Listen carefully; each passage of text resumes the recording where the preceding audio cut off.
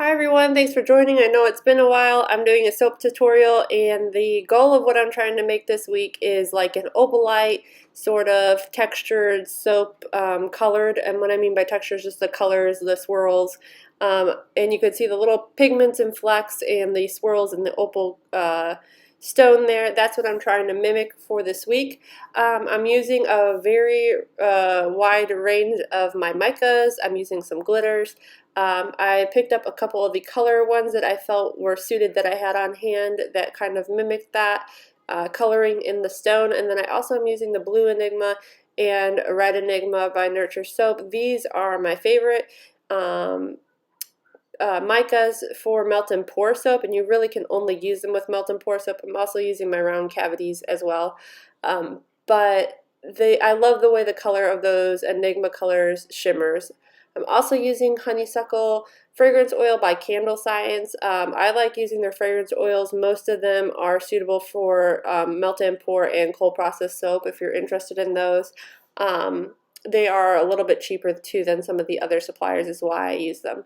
So what I went ahead is I just kind of divvied up a little bit of all the colors into my containers, and then I'm using about this much soap to kind of get started. I'm going to melt that down and then kind of pour it off into these separate containers. And I'm starting off by spritzing the mold with rubbing alcohol. So this is all the soap melted down, and I have it in a glass container, which tends to stay a little bit hotter than the plastic containers. So I kind of just split that up, and then I'm going to add my fragrance oil just a little bit. I've pre-measured out how much I wanted to use, and then I'm adding it to the containers with the mica in it, just because I wasn't sure how much soap I was going to use of each section, and I didn't want it to be like messy when I'm like trying to add it all at once. So I just keep it in a glass container on the side and kind of go that way.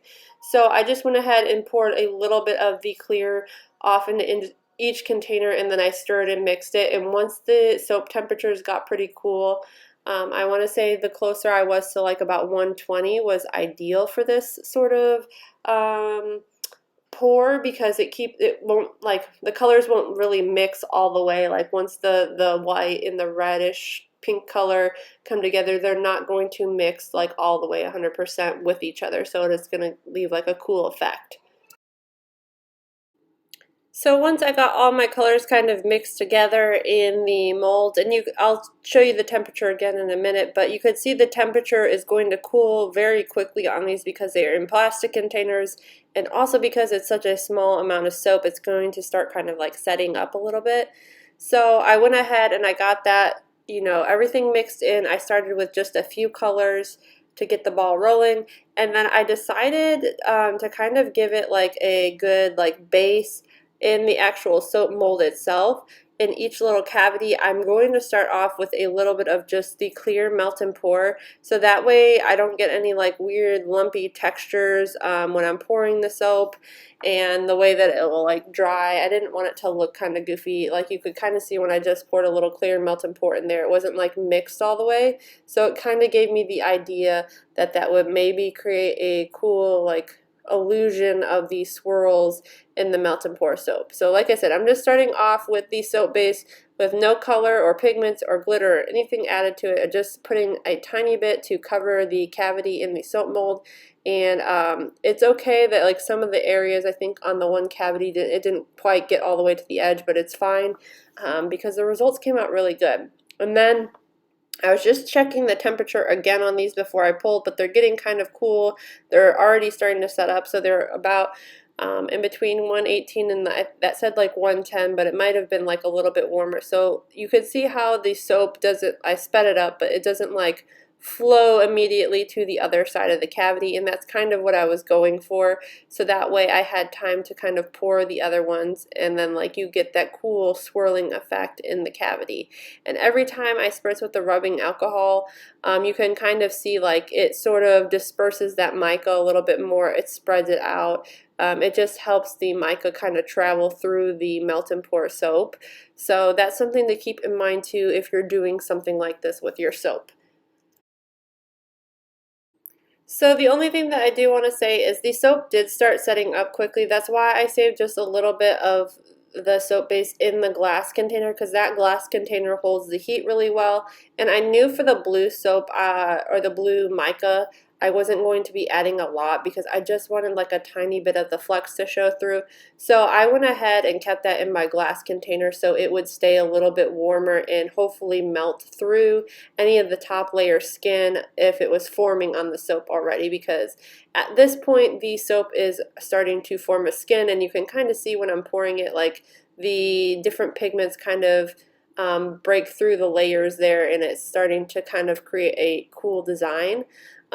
I like the way this design came out at the end, and I'm going to show you in a minute when I pull it out of the mold, but I thought it wasn't exactly what I wanted for like an opal looking soap. And once everything was kind of poured into the base, I did a little bit additional melt and pour soap, and you can see how the tops of the soap are just a little bit like bumpy and textured because the soap was hardening as I was pouring. I just put like a little bit of clear melt and pour base, and I kind of topped off each cavity so that would be full to the brim because I wanted them to be smooth and just kind of appear to like actually have like a little bit more finished look opposed to like a lumpy soap top, if that makes sense. So there wasn't a lot on the top. It's probably like less than a half an ounce, a quarter of an ounce.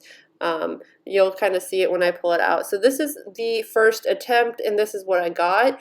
I actually really do love the way the backside came out. That I think is pretty close to what I was going for, except for I think I would use less of the actual color pigments and do more of just that like blue and red enigma and then maybe mix those two together and get like a third color and just leave it at that. I just ran out of clear melt and pour soap bases why I didn't do that. But I was also thinking like this didn't have any of the like chunks of flex that are in the opal stone. So I tried another method where I took these soap bars and I cut them down into smaller pieces and kind of filled those into the cavity. And I'll show you that in a second too. Overall, I am going to say out of the different methods that I did try for this video, I really did like the way this first attempt came out. I think it could just use a little bit of tweaking and modifying to get the ideal look because as you can see when I set them out, they do kind of have that nice shimmery look, and in some parts of the soap, like I feel like it really started to capture like that opalescent sort of vibe that I was going for. I just think there's a little bit too much red in or pink in the soap itself, so that's why it wasn't exactly the way I wanted it, but you can see like the rivers and the veins in the soap. This is the one that I tried where I cut up all the pieces, and I think this would be good to do it again and use like the melt and pour base with like the blue and red enigma because I think the colors would actually pop out a little bit better. And I tried a third time, like I just had leftover stuff, so this is that one. You couldn't see the flecks as much because they didn't come all the way through to the bottom, but it gives you an idea. So thanks again for watching, and if you have any comments or questions, leave them down below and I'll check them out later.